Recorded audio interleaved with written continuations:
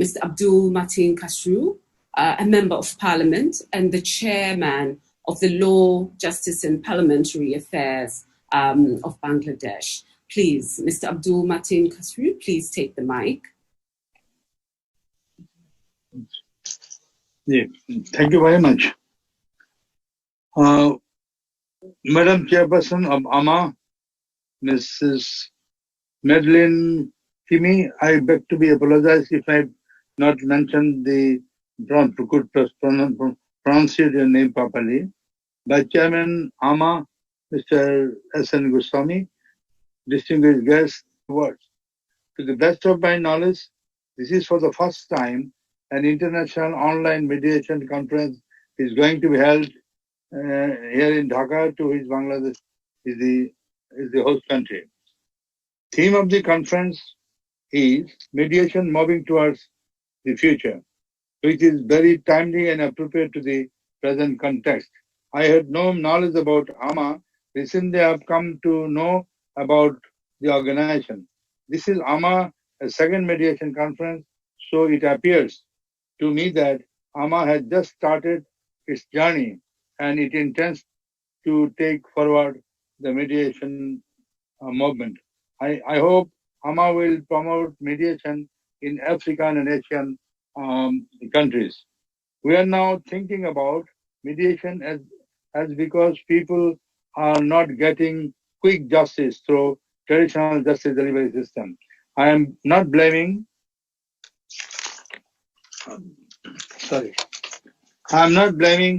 judges.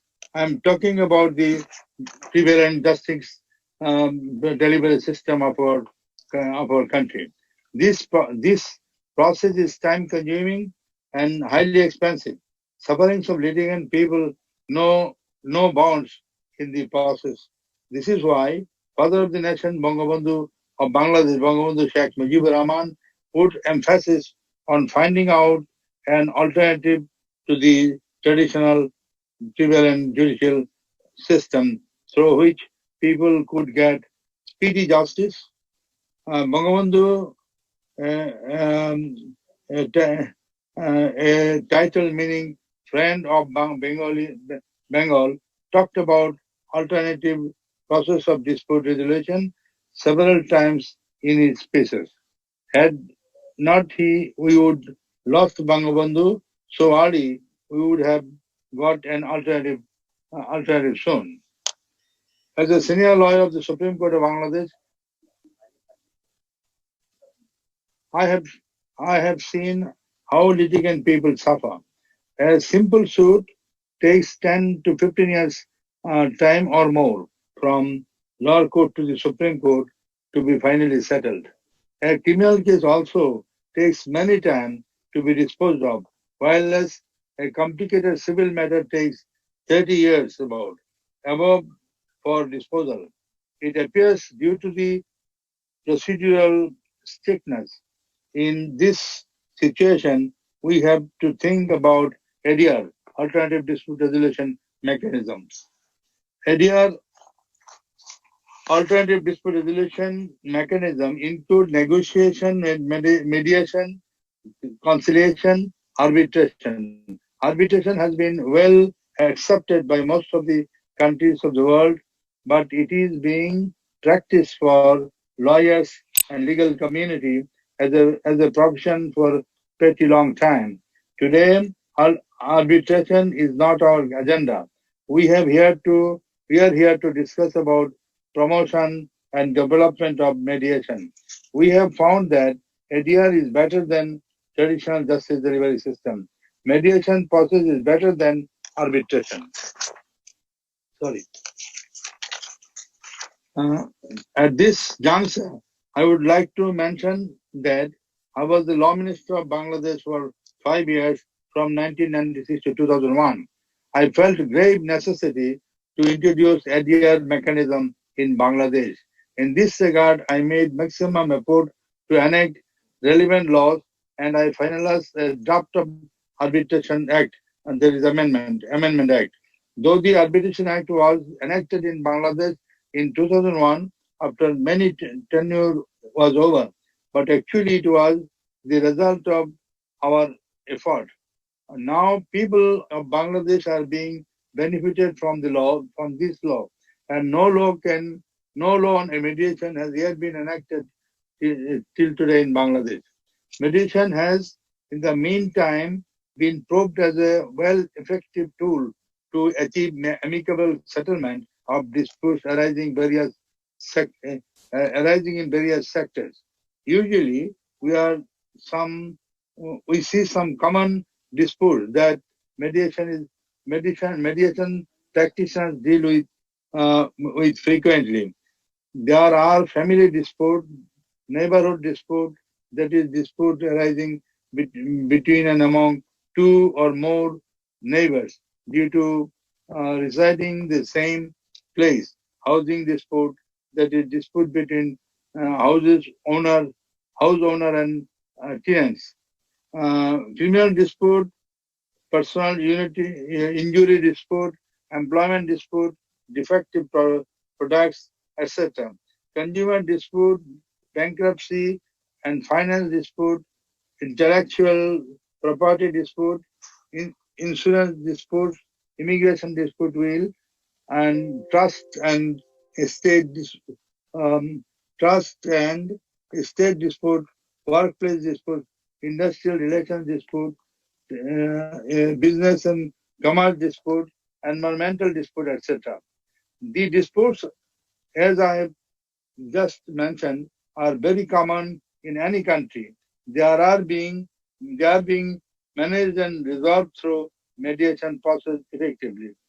Here, some countries are in the forefront, while training, workshop, seminar, conference to promote mediation in different sectors of those countries, so that more more people are attracted to understand the concept of mediation. The role of government is very important here. Accordingly, AAMA has to work in collaboration with governments and different stakeholders. Mediation should be included in the syllabus of LLB course. Efforts must be made to convince governments to make laws as well as policies reorganizing mediation.